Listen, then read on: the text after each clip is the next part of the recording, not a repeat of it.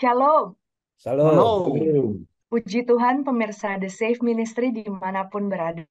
Sukacita yang kami rasakan bisa belajar bersama-sama dengan pemirsa The Safe Ministry untuk membahas dan belajar Alkitab melalui pelajaran Sekolah Sabat. Minggu ini dari hari ke hari kita disuguhkan pembahasan yang sungguh sangat menarik mengenai pandangan dunia Alkitabiah.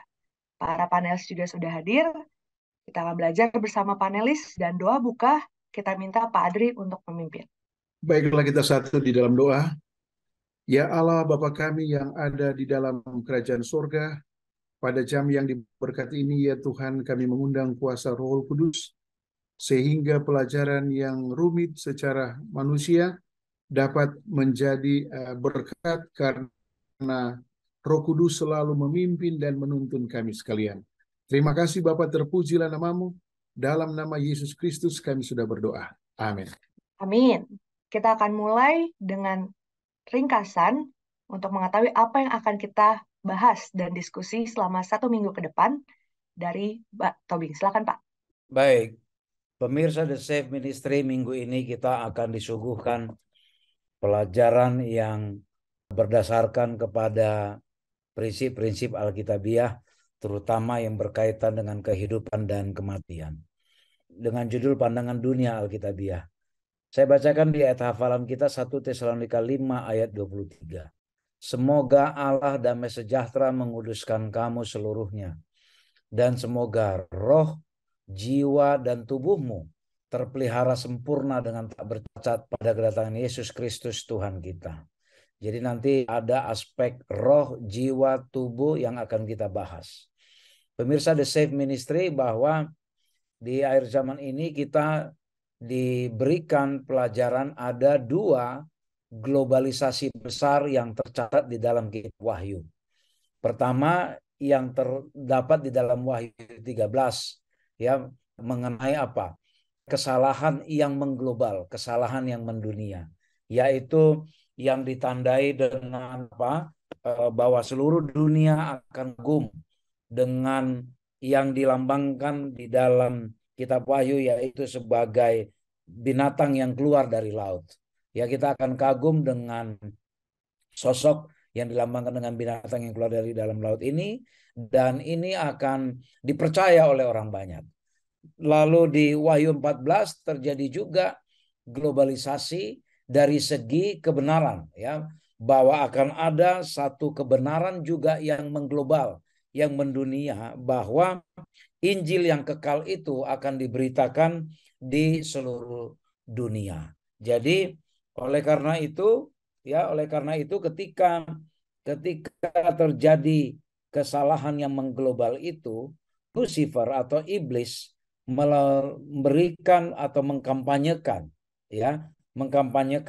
melalui 2 kesalahan besar itu, yaitu ada 2 aspek yang diglobalisasikan, yaitu mengenai konsep kekekalan jiwa atau keabadian jiwa, dan juga mengenai kekudusan hari tertentu yang di luar hari Sabat sebagaimana sudah dicantumkan di dalam Alkitab. Sehingga apa?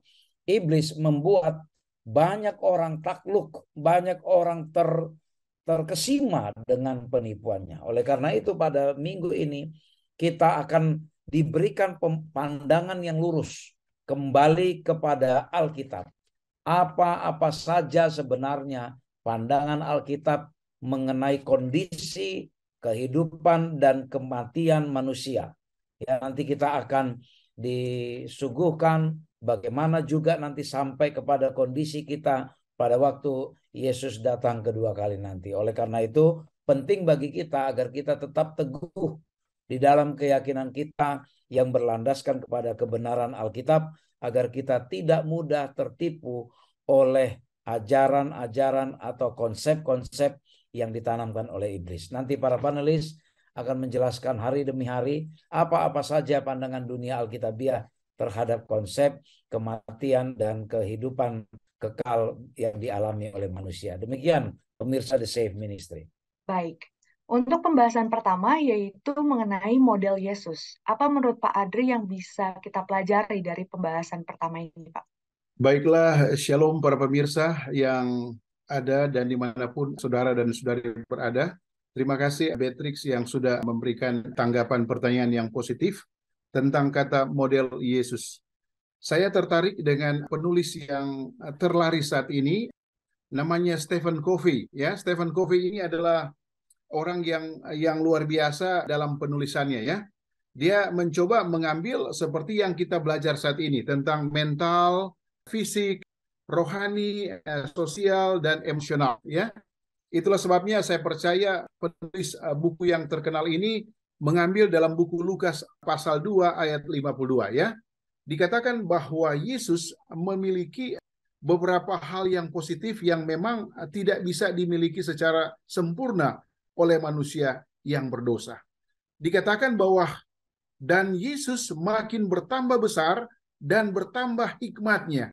Artinya kata hikmat di sini adalah mentalnya bertambah dan bertambah terus dan tidak bisa dipikirkan oleh manusia. Yang kedua, besarnya fisiknya bertambah dan secara rohani, kalau kita melihat kata fisik ini berarti selaras dengan pencipta Allah dan Dewan Musyawarah Allah. Tidak bisa kita pikirkan kata fisik ini. Tetapi secara performance, secara pandangan manusia, tidak ada yang bisa menyaingi fisik Yesus, kedalamannya. Ya. Dan makin dikasih oleh Allah, rohaninya tinggi terus. Karena tadi saya coba menghubungkan dengan beberapa masukan dari firman Allah bahwa ada Dewan Musyawarah Allah, ada Trinitas, sehingga rohaninya konsisten, bahkan tidak bisa dirasakan oleh manusia berdosa, hanya bisa dipantau. Dan yang berikut, dan manusianya sosial. Kalau kita pelajari setiap langkah Yesus tujuannya adalah menyembuhkan, ya, membuat banyak mujizat, dan inilah yang tidak bisa dimiliki oleh siapapun. Dan saudara para pemirsa, lebih mendalami lagi Lukas 2 ayat 52 sehingga kita akan menyerupai, ya, beberapa faktor yang saya sudah bacakan tadi. Dan kelebihannya adalah pikirannya giat dan tajam, dengan kecerdasan otak dan akal budi yang jauh melampaui usianya, namun tabiatnya yang baik sekali dalam keselarasan. Jadi saya coba melihat penulis Stephen Covey hanya menulis sebagian saja, ya. Dan bukunya laris dalam bukunya Seven Habits, ya. Dan inilah yang menjadi panutan bagi umat manusia sampai hari ini di dalam buku Lukas 2 ayat 52. Didukung lebih jauh lagi dalam pena inspirasi. Alfa dan Omega jilid 5 halaman 58 dikatakan dalam prinsip yang kokoh, artinya tidak bisa, ya, dirayu oleh siapapun, ya. Setan pun coba melakukan intervensi kepada Yesus tetapi gagal. Tidak bisa. Nah, bagaimana dengan saya dan saudara? Kadang-kadang kita jatuh, kadang-kadang kita bangun, ya, banyak pencobaan. Dan kita belajar kepada Yesus, ya. Dikatakan bahwa Yesus memiliki prinsip yang kokoh seperti batu karang, ya. Hidupnya menunjukkan sifat kesopanan, ya. Sekarang banyak hotel-hotel di Indonesia yang belajar tentang hal ini, ya. Kalau tidak sopan maka occupancy rate, ya, dalam bahasa perhotelan occupancy rate-nya ini akan menurun, ya. Kesopanan Yesus tidak bisa dibandingkan seperti itu, ya. Luar biasa Yesus ini yang tidak mementingkan diri sendiri. Artinya Yesus memang memahami karena dia diutus oleh Allah sehubungan dengan Yohanes 3:16 untuk menjadi faktor penentu keselamatan manusia. Nah, pertanyaan bagi sahabat-sahabat yang sementara mendengarkan diskusi ini adalah, maukah kita melihat kepada beberapa aspek yang saya sebutkan dengan keunggulan, ya, atau nilai tambah.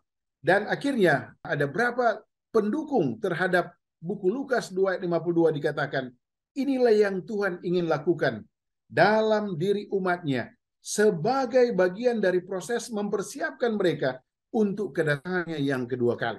Jadi kadang-kadang kita membuat kadar campuran rohaninya saja yang bagus, tetapi ternyata ada aspek-aspek lainnya yang memang harus diperbaiki. Saya selalu mengkoreksi diri saya bahwa bukan saja rohani, tetapi mental harus bagus, sosial harus bagus, dan fisik harus bagus. Bapak-bapak dan ibu-ibu yang saya hormati, para pemirsa dimanapun saudara berada, inilah yang kita sebut dengan model Yesus yang banyak penulis saat ini mengambil beberapa poin penting dan menjadi nilai tambah, baik dalam bisnis dan sebagainya. Tetapi puji Tuhan, tujuan untuk mengambil model Yesus adalah ingin memperoleh kehidupan yang kekal. Ingin membagikan kepada orang-orang yang lain untuk menyelamatkan orang lain juga, sama seperti misi Yesus, bahwa Yesus datang untuk menyelamatkan banyak orang. Inilah Beatrix yang saya bisa sampaikan hubungan dengan topik yang ditanyakan dengan referensi Lukas 2 ayat 52. Shalom Beatrix. Baik, Pak. Ada pertanyaan dari pembahasan ini. Jika kita dikaruniai kecerdasan, apa yang harus kita lakukan terhadap sesama kita, Pak? Inilah yang perlu kita belajar berulang-ulang. Karena kita beda dengan Yesus ya, Beatrix. Ya, para pemirsa dimanapun sudah berada. Yesus instan, rohaninya instan, mentalnya instan, fisiknya instan, sosialnya instan. Tetapi kita dalam bahasa ekonomi unbalance ya.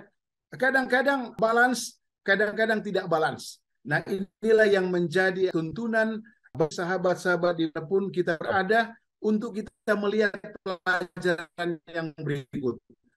Bahwa ada Parakletos, ada Roh Kudus yang harus kita undang berulang-ulang kali, sehingga semua ya, bagi istri, bagi anak-anak kita, orang tua kita ada, termasuk ya para pemirsa yang sementara mendengar atau melihat uraian-uraian tentang Lukas pasal 2 ayat 52. Itu Beatrix yang bisa kita coba jawab sesuai dengan pena inspirasi dan buku Lukas 2 ayat 52.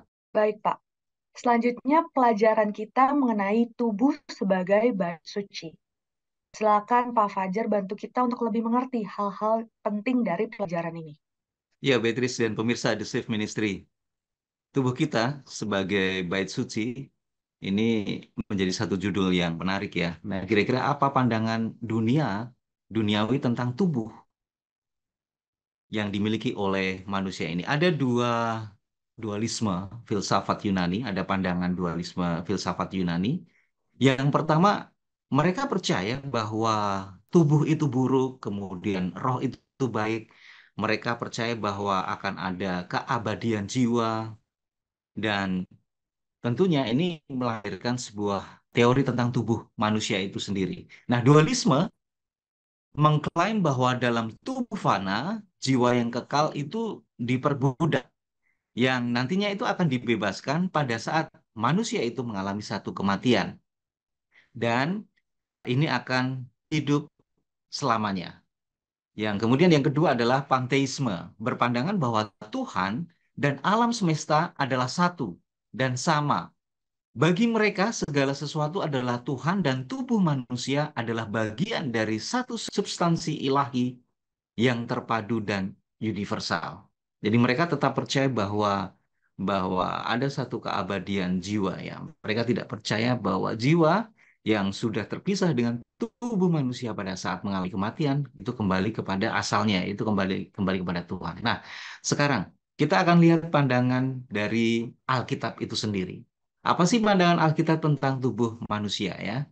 Yang pertama, Tuhan menciptakan segala sesuatu itu sungguh sangat baik. Kita tentunya teringat ya, Beatrice, dengan 6 hari masa penciptaan manusia itu diciptakan sesuai dengan gambar dan rupa Tuhan ya. Nah, manusia diciptakan benar-benar di dalam ketergantungan kepada Tuhan. Jadi tetap kita akan berpaut dengan Tuhan sebagai pencipta langit dan bumi. Manusia itu tidak terpisah dengan Tuhan itu sendiri. Nah, apa yang memisahkan adalah dosa yang diakibatkan oleh leluhur kita Adam dan Hawa. Sehingga kita mengalami satu dosa turunan. Kemudian yang ketiga, keabadian itu tidak ada di dalam kita, tetapi terus-menerus diberikan kepada kita daripada Tuhan itu sendiri. Karena sumber kekekalan, kehidupan itu datangnya daripada Tuhan. Kemudian yang keempat adalah sifat manusia adalah satu kesatuan aspek fisik maupun mental atau intelektual, emosional, kehendak spiritual dan sosial yang tidak dapat berdiri secara terpisah.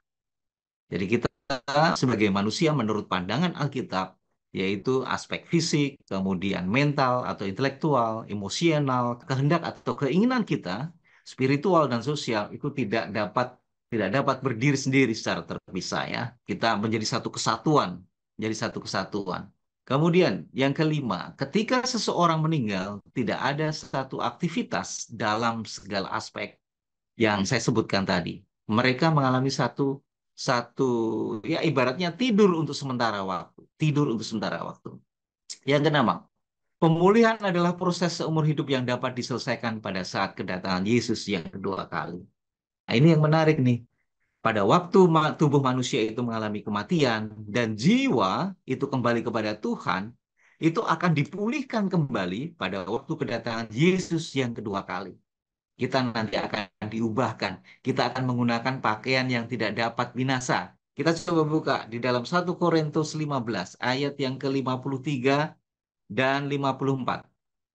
1 Korintus 15 ayat 53 54. Karena yang dapat binasa ini harus mengenakan yang tidak dapat binasa, dan yang dapat mati ini harus mengenakan yang tidak dapat mati. Dan sesudah yang dapat binasa ini mengenakan yang tidak dapat binasa, dan yang dapat mati ini mengenakan yang tidak dapat mati, maka akan genaplah Tuhan yang tertulis, maut telah ditelan dalam kemenangan. Artinya bahwa pada waktu kedatangan Yesus yang kedua kali, kita akan diubahkan menggunakan pakaian yang tidak dapat binasa.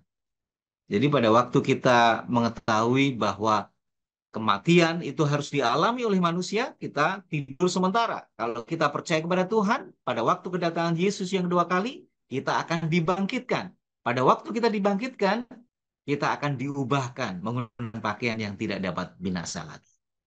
Demikian, Beatrice.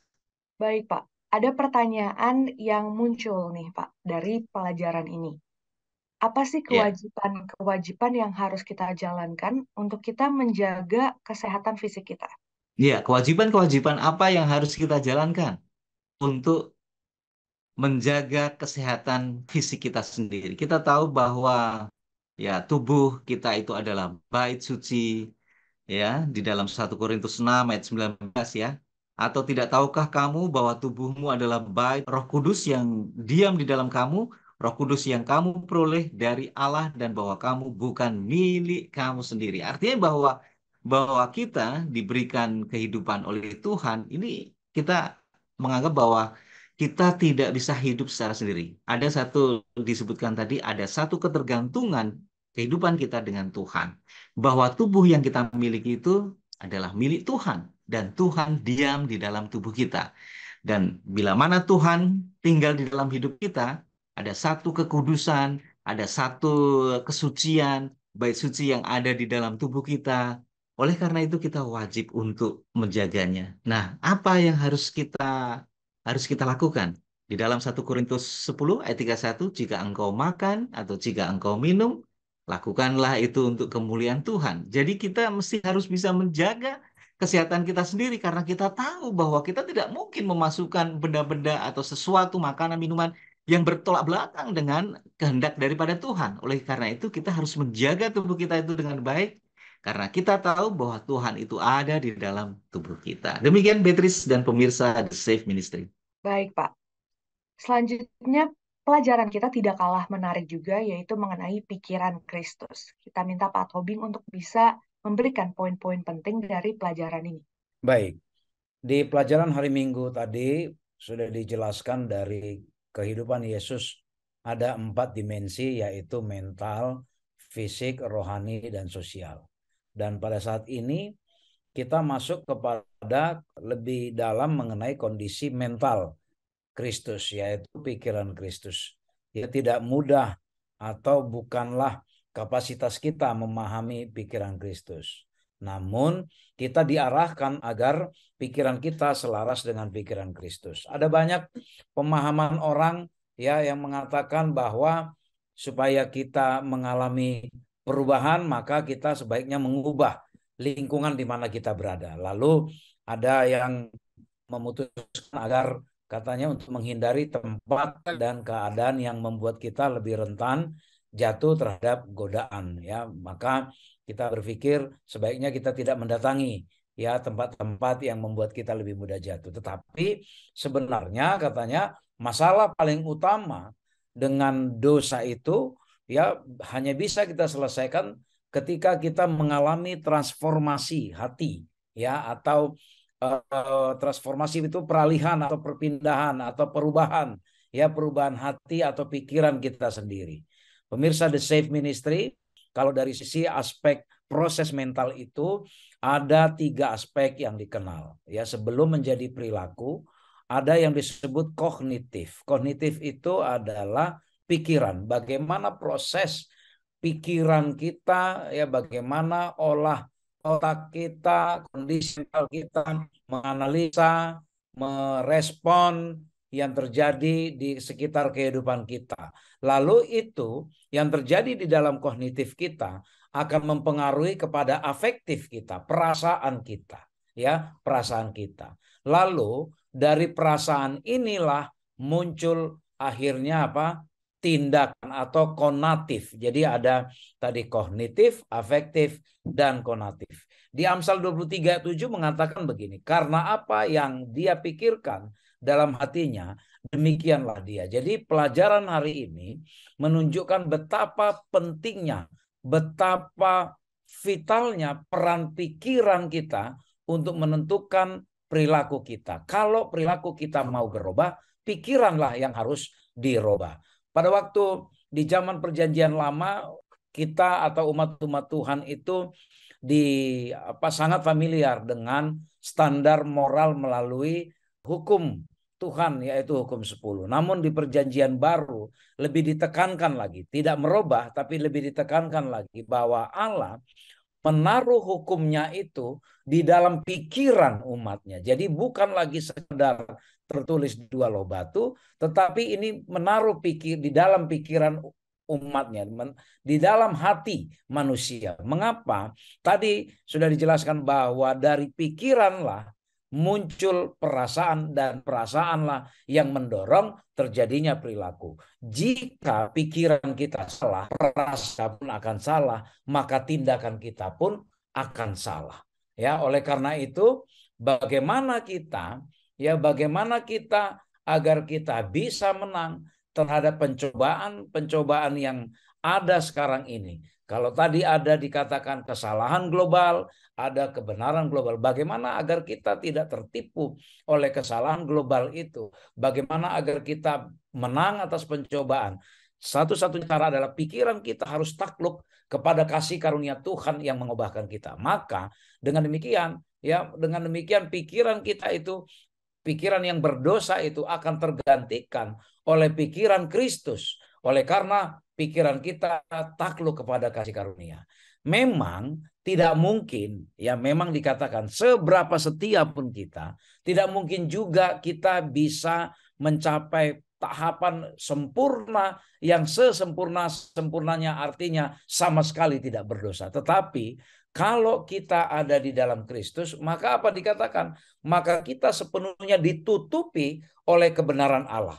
Ya, Paulus mengatakan bahwa kasih itu menutupi segala sesuatunya. Jadi kalau kita berada di dalam kasih Kristus, keberadaan keberdosaan kita, ya, di mana kita tidak bisa sama sekali lepas dari keberdosaan kita, itu akan tertutup oleh Allah. Sebenarnya kondisi kita belum sempurna, tapi kita dianggap sempurna oleh Allah, oleh karena pikiran kita sudah kita taklukkan kepada apa? Kepada kasih karunia. Itulah pentingnya kita memahami pikiran Kristus, agar pikiran Kristuslah yang menginspirasi perasaan kita, dan pikiran Kristus jugalah yang mengarahkan tindakan kita.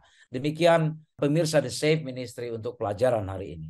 Baik Pak, saya mewakili dari pemirsa The Safe Ministry memiliki pertanyaan. Mungkin dari keluarga Mulyani Matanari, keluarga Martin Gambidau, keluarga Kurniawan Kasim Salama, mengenai pembahasan ini. Tadi Pak Tobing bilang bahwa pikiran perlu diubah agar perilaku kita juga dapat diubah. Lalu bagaimana caranya agar pikiran kita bisa bertransformasi menuju kepada pikiran Kristus? Baik, terima kasih Saudara Beatrice. Jadi hanya dengan kita berserah setiap hari, mengalami kematian diri setiap hari. Kematian diri artinya kita mengalami pertobatan setiap hari. Ditambah dengan usaha yang tekun setiap hari, tentu ini semua di dalam iman. Ya, itulah yang menyanggupkan pikiran kita bertransformasi kepada pikiran Kristus. Karena tanpa itu, ya setan itu terlalu kuat bagi kita untuk kita hadapin sendiri. Ya, terlalu kuat untuk kita hadapin sendiri. Tanpa persekutuan kita dengan Kristus, tanpa iman kita serahkan kepada Kristus, tidak mungkin kita mengalami transformasi, memahami bagaimana pikiran Kristus sesungguhnya. Oleh karena itu, biarlah kita mati setiap hari, menyerah setiap hari, diiringi dengan usaha setiap hari, kita serahkan semuanya di dalam iman kepada Tuhan. Demikian, Saudari Beatrice. Baik, terima kasih. Selanjutnya, pelajaran kita yaitu mengenai tuntunan roh. Kita minta Pak Adri bisa membantu kita untuk lebih mengerti lagi dan mengetahui lagi tentang pelajaran ini. Silakan, Pak. Baiklah, shalom para pemirsa dimanapun saudara berada. Ini adalah konsep cara berpikir kealahan ya. Jadi pada saat Yesus naik ke sorga, maka Yesus menjanjikan kepada murid-muridnya untuk dapat memperoleh Parakletos ini ya. Namun saya tidak akan menjelaskan lebih detail karena ini pelajaran yang sukar secara manusia. Tetapi fungsi utama adalah Roh Kudus adalah agen Allah ya yang berkuasa mencurahkan kasih Allah ke dalam hati kita ya, dalam Roma 5 ayat 8. Artinya bahwa tanpa Roh Kudus kita tidak bisa memperoleh keselamatan. Ya, bisa begitu ya. Tanpa Roh Kudus maka kita tidak bisa memberitakan Injil ya. Tanpa Roh Kudus kita tidak bisa mengabarkan Injil kepada banyak orang ya. Itulah sebabnya di dalam buku Yohanes 16 ayat 7 sampai 11 dikatakan bahwa dengan adanya Roh Kudus maka konsep penyelamatan yang sejati itu terjadi. Didukung oleh buku Kisah 1 ayat 8, Roma 8 ayat 14.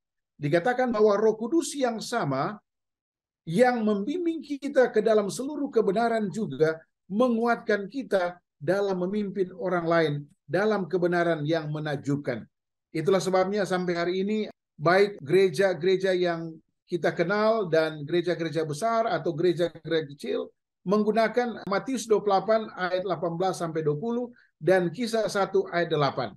Intinya adalah bahwa kebenaran itu, firman itu yang diberitahukan kepada orang banyak tentunya membutuhkan kuasa Roh Kudus. Pertanyaannya adalah mengapa ada satu gereja yang kita sebut dengan Gereja Masih Advent Hari ke-7 yang rindu dan senang untuk mengabarkan Injil. Karena dasarnya adalah dalam beberapa buku yang saya sudah bacakan tadi, antara lain Matius 28 ayat 18 sampai 20, Kisah 1 ayat 8, untuk membawa. Artinya ingin membawa banyak orang kepada keselamatan dengan catatan mengundang kuasa Roh Kudus. Banyak sekali fungsi Roh Kudus. Dan pertanyaan bagi Bapak dan Ibu para pemirsa The Safe dimanapun saudara berada, maukah kita dibimbing oleh kuasa Roh Kudus? Ya, jadi kuasa Roh Kudus ini akan mengarahkan pikiran kita untuk sesuai dengan firman Allah selalu. Berdoa, baca firman, mengabarkan Injil, artinya ada kuasa untuk memenuhi misi Injil. Itulah sebabnya tadi saya dukung dengan referensi Kisah 1 ayat 8. Memenuhi misi Injil. Dan otomatis mengalahkan pikiran kita untuk mengikuti atau terkait dengan kuasa iblis. Ya, inilah kelebihannya dan tentunya banyak lagi, tetapi intinya adalah apa yang saya sudah sampaikan tadi merupakan kelebihan. Ya, bila mana kita mengundang Roh Kudus, itulah sebabnya dikatakan di sini tuntunan Roh Kudus itu penting untuk kita undang setiap saat. Ya, inilah Beatrix yang bisa saya sampaikan. Beberapa prioritas utama mengapa kita membutuhkan tuntunan Roh Kudus dan konsep penyelamatan ya secara langsung. Shalom Beatrix. Baik Pak, ada pertanyaan yang baik untuk kita bahas dari pelajaran ini. Mengapa menolak Roh Kudus itu tidak mendapat pengampunan lagi? Terima kasih Beatrix, pertanyaan yang baik sekali dari para pemirsa ataupun banyak orang yang bertanya tentang hal ini. Saya coba kaitkan dengan beberapa catatan firman Allah. Salah satunya adalah dikatakan banyak orang ya, bukan setiap orang yang berseru kepadaku Tuhan, Tuhan akan masuk ke dalam kerajaan surga, melainkan Dia yang melakukan kehendak Bapakku yang di sorga. Pada hari terakhir banyak orang akan berseru kepadaku, Tuhan, Tuhan, bukankah kami membuat demi namamu dan mengusir setan demi namamu dan mengadakan banyak mujizat juga? Pada waktu itulah aku akan berterus terang kepada mereka dan berkata, aku tidak pernah mengenal kamu.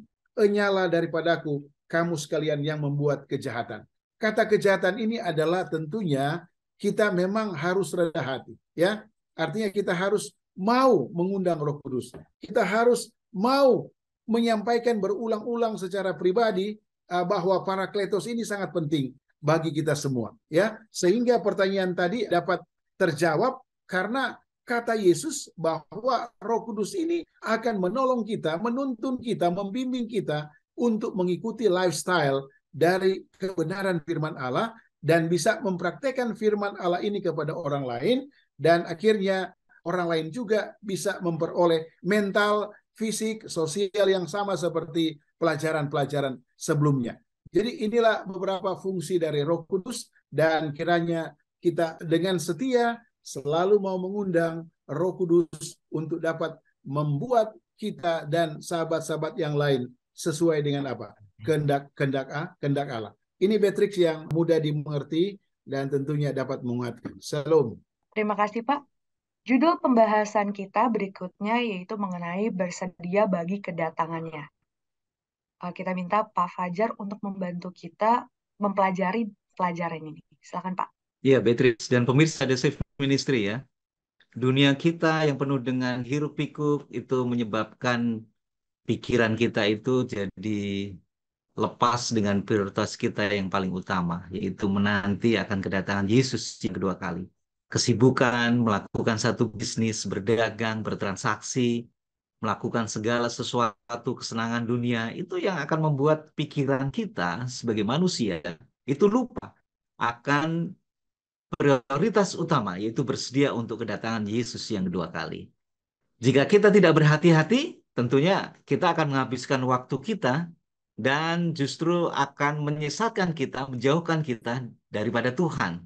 Nah, orang Kristen di segala zaman tentunya harus waspada, karena ini adalah salah satu upaya dari iblis. Salah satu upaya dari iblis menjauhkan pandangan kita akan kedatangan Yesus yang kedua lagi, yang tidak lama lagi untuk menyelesaikan tentang masalah, menyelesaikan semua masalah tentang dosa ini ya. Nah, sekarang kalau ada satu isu bahwa karena sibuk dan lain sebagainya, ini menjadi satu isu yang menarik bahwa mereka ada satu pandangan bahwa ada penundaan kedatangan Yesus yang kedua kali. Ada satu pikiran pandangan bahwa ada penundaan. Sebetulnya Alkitab tidak mengatakan begitu ya. Bahwa Alkitab, perspektif daripada Alkitab itu sendiri, waktu keselamatan itu adalah hari ini, bukan besok ya. Tidak pernah dinyatakan keselamatan itu besok, sebentar, dan lain sebagainya. Keselamatan itu adalah hari ini. Jadi, karena pandangan Alkitab itu kita tahu bahwa Yesus, ya kalau memang dia akan datang segera. Nah, waktu itu sendiri tidak dapat mengubah mereka yang belum bertobat. Misalnya, nanti aja lah. Kalau saya mungkin sudah keluarga, saya baru bertobat. Tidak bisa seperti itu ya. Nah, inilah pandangan-pandangan daripada dunia. Karena mungkin melihat bahwa kok dari dulu, dari zaman mungkin saya masih kecil, Yesus juga belum datang. Kita juga belum mengalami satu kepicikan Yakub dan lain sebagainya. Sehingga inilah yang membuat terlena. Tetapi apa yang dikatakan oleh salah satu murid Tuhan Yesus, yaitu Petrus, tentang kedatangan Yesus yang kedua kali, bagaimana kita harus bersedia ya. Yaitu di dalam 2 Petrus 3:14. Kita akan sama-sama bacanya ya. Sebab itu saudara-saudaraku yang kekasih, sambil menantikan semuanya ini kamu harus berusaha supaya kamu kedapatan tidak bercacat dan tak bernoda di hadapannya dalam perdamaian dengan Dia. Artinya, sembari kita menanti kedatangan Yesus yang kedua kali, kehidupan kita itu tidak bercacat celah, sehingga kita itu selalu siap pada waktu Yesus datang pada yang kedua kalinya. Nah, bagaimana supaya kita tidak bercacat celah atau bernoda? Di dalam 1 Yohanes 3 ayat 1-3 ya, lihat betapa besarnya kasih yang dikaruniakan Bapa kepada kita, sehingga kita disebut anak-anak Allah, dan memang kita adalah anak-anak Allah sebab dunia tidak mengenal Dia. Saudara-saudara yang kekasih, sekarang kita adalah anak-anak Allah, tetapi belum nyata apa keadaan kita. Tetapi kita tahu bahwa apabila Kristus menyatakan dirinya, kita akan menjadi sama seperti Dia. Sebab kita akan melihat Dia dalam keadaannya. Setiap orang yang menaruh pengharapan itu kepadanya menyucikan diri sama seperti Dia yang adalah suci. Artinya, kalau kita menaruh pengharapan hanya kepada Yesus, Yesus sendiri yang akan menyucikan kehidupan kita. Oleh karena itu, apa yang mesti harus kita lakukan di dalam menanti kedatangan Yesus yang kedua kali? Kita menjaga supaya kehidupan kita tetap suci, tidak bercacat celah, dan kita siap untuk menyambut kedatangan, dan kita siap untuk diubahkan. Demikian Beatrice dan pemirsa The Safe Ministry. Baik, Pak. Dari pelajaran ini kita diingatkan untuk berhati-hati supaya kita tidak lupa akan prioritas kita, akan Ya. kedatangan Tuhan. Boleh dibantu, Pak, contoh-contoh apa sih yang berbahaya yang membuat kita tuh jadinya lengah nih dalam menyambut kedatangan Tuhan Yesus yang kedua kali? Oke, apa sih contoh-contoh yang sangat berbahaya yang membuat kita itu lengah menyambut kedatangan Yesus yang kedua kali? Ya, salah satu contoh yang berbahaya itu adalah pandangan kita bahwa kedatangan Yesus itu masih jauh, masih lama gitu ya. Barangkali pandangan kita berpikir, itu dari dulu nenek kita mungkin sudah katakan kedatangan Yesus sebentar lagi. Tapi nyatanya mungkin kita sudah melewati pendidikan sekolah dasar, SMP, SMA, bahkan mungkin kuliah, bahkan sudah bekerja, bahkan sudah memiliki anak, bahkan barangkali ada yang sudah memiliki cucu dan lain sebagainya. Tapi Yesus juga belum datang. Nah, ini pandangan-pandangan yang sangat berbahaya. Oleh karena itu, kita kembali kepada Alkitab bahwa keselamatan itu adalah hari ini, bukan hari esok. Kita kita bekerja dengan berpandangan bahwa mungkin kedatangan Yesus akan masih lama, tapi kita bersiap sedia seakan-akan Yesus akan datang pada malam hari ini. Oleh karena itu kita akan selalu menjaga setiap hari. Bagi pemirsa The Safe Ministry, kadang-kadang kita mesti harus menempatkan pemikiran kita pada waktu kita tidur di malam hari. Kita harus ingat, barangkali kita tidak akan bangun pada waktu pagi. Kalau kita tahu bahwa mungkin barangkali kehidupan kita akan habis pada malam hari itu, kita akan selalu tetap bergantung sepenuhnya kepada Tuhan. Kita sarankan bahwa kita berpikir bahwa mungkin kita tidak akan bangun pada waktu pagi. Kita tahu bahwa Yesus mungkin akan menjemput kita. Oleh karena itu kita akan selalu menjaga pandangan-pandangan bahwa sebentar lagi Yesus akan datang. Yesus akan segera menjemput kita. Kita semuanya akan diubahkan. Dari situ kita dapat menyingkirkan pandangan-pandangan yang negatif bahwa Yesus itu tidak akan lama lagi. Kita tahu salah satu kematian itu menjadi satu masa pengasihan yang terakhir buat kita. Oleh karena itu kita mesti harus menjaga berhati-hati setiap hari, tetap bergantung kepada Tuhan, tetap berserah, dan tetap connected dengan Tuhan yang ada di surga. Demikian Beatrice dan pemirsa The Safe Ministry. Baik, Pak. Tidak terasa kita akan mengakhiri diskusi kita. Pak Tobing akan memberikan kesimpulan atas pelajaran kita minggu ini. Silakan, Pak. Baik, pemirsa The Safe Ministry, pada saat ini kita sedang berada di satu pertikaian besar, di mana itu akan sebentar lagi akan memasuki ambang kesudahan. Semua kekuatan, terutama kekuatan dari si jahat itu akan selalu berusaha menggoncang kita agar kita mulai ragu terhadap kekuasaan Tuhan. Berbagai macam doktrin, berbagai macam pemahaman, pengertian dimasukkan oleh penguasa kegelapan itu, termasuk mengenai pemahaman kita terhadap kondisi kehidupan dan kematian manusia. Sesungguhnya roh, tubuh, dan jiwa itu satu kesatuan. Tidak ada pandangan dualisme seperti yang sudah disampaikan bahwa ada dualisme Yunani, bahkan ada pandangan panteisme yang mengatakan semua adalah Tuhan. Tetapi yang sesungguhnya adalah kebakaan jiwa itu hanya ada ketika Kristus nanti datang menjemput kita kembali pada waktu kedatangan yang kedua kali. Oleh karena itu, marilah hari demi hari ini kita jalani dengan baik.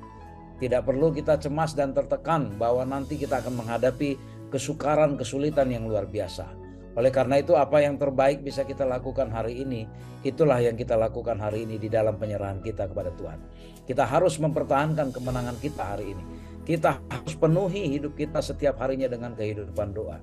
Kita harus berjuang dalam pertarungan iman yang kita harus jalani setiap harinya. Kita harus percaya bahwa Tuhan selalu memberkati kita. Walau dalam kondisi apapun, percayalah bahwa Tuhan memberkati kita. Tuhan segera akan datang dan sangat segera. Tidak ada lagi yang perlu kita tunggu dan tidak ada waktu atau tidak ada alasan bagi kita untuk menunda kembali. Kita harus bersedia ya bertemu dengan Dia. Mari kita menentukan sendiri. Mari kita menentukan apa yang mau kita lakukan ya untuk menyampaikan terang itu juga kepada orang di sekeliling kita agar semakin banyak orang yang diselamatkan. Oleh karena itu, mari kita tetap berbahagia, tetap bergembira agar kita selalu menempatkan Tuhan Yesus di depan kita. Sehingga pikiran Kristuslah yang menguasai kita. Sehingga kita tidak diombang-ambingkan oleh pikiran-pikiran dunia. Tidak diombang-ambingkan oleh ajaran-ajaran yang membuat kita ragu-ragu. Mari kita serahkan pikiran, tubuh, jiwa, kehidupan fisik, mental, sosial, dan rohani kita, semuanya kita serahkan agar tunduk kepada kekuasaan Tuhan. Demikian pemirsa The Safe Ministry, kiranya Tuhan memberkati kita. Terima kasih para panelis dan terima kasih pemirsa The Safe Ministry dimanapun berada. Kita berharap pemirsa The Safe Ministry mendapatkan inspirasi baru atas aspek kehidupan kita untuk menyambut kedatangan Tuhan Yesus yang kedua kali. Kita akan tutup dalam doa yang akan dipimpin oleh Pak Fajar. Silakan Pak. Kita satu dalam doa.